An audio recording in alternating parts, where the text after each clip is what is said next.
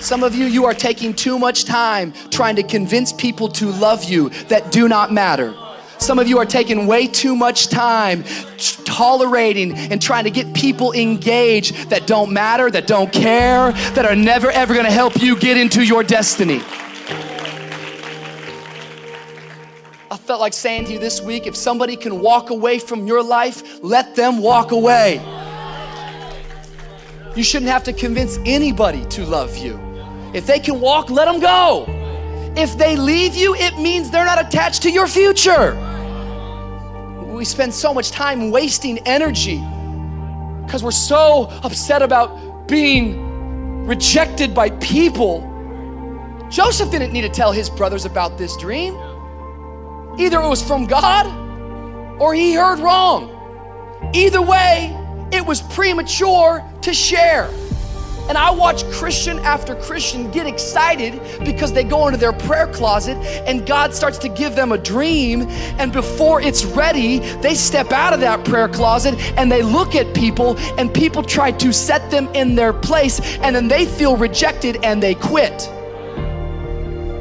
You gotta see this today, because the truth of the matter is that how many of you know that they wouldn't have cared if there wasn't favor on Joseph's life? How many of you know, the reason why they were getting upset, the reason why they were getting irritated was because they were jealous of what was on his life. What if I told you that some of the rejection you have been facing in your life, it's because people are jealous of what's on your life? What if I told you that the rejection is simply an indication that you got favor on your life? God is getting ready to do something in your life. You just got to understand there's more to know. Come on, somebody. There's more to know. There is more to know.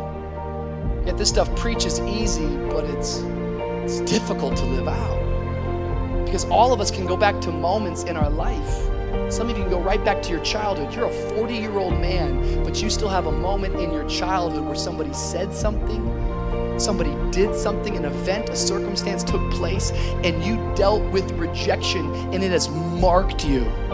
I remember when I was young, maybe 12 or 13, I had this encounter with a family member of mine where I was excited, and I was saying, one day I want to be a preacher. And I'll never forget my family member, they didn't celebrate it. Instead, they kind of were condescending, and they were being sarcastic, and they probably didn't mean anything by it, but they just said, man, you can't preach. Come on, if you can preach right now. I was like, well, I haven't prepared yet. See, you got to make sure that when rejection hits you, you don't let it get in you.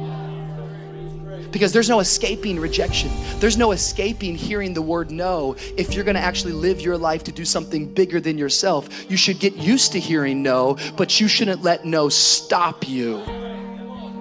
It could hit you, but don't let it get in you. I remember an old parable that a preacher used to share. It's about two brothers who grew up in a home, and their dad was an alcoholic and he was abusive. And the two brothers, they both grew up, and one brother, he grew up to be an alcoholic and an abuser himself, while the other brother, he abstained from alcohol and became a very moral man, a very good man, and accomplished many great things. They were both asked the same question: how did you end up the way that you are? And they both gave the same answer: given who my dad was, how could I not? Two guys in the same home with the same experience, yet one guy decided, I'm not gonna let this thing get in me, while another man let it absolutely define him.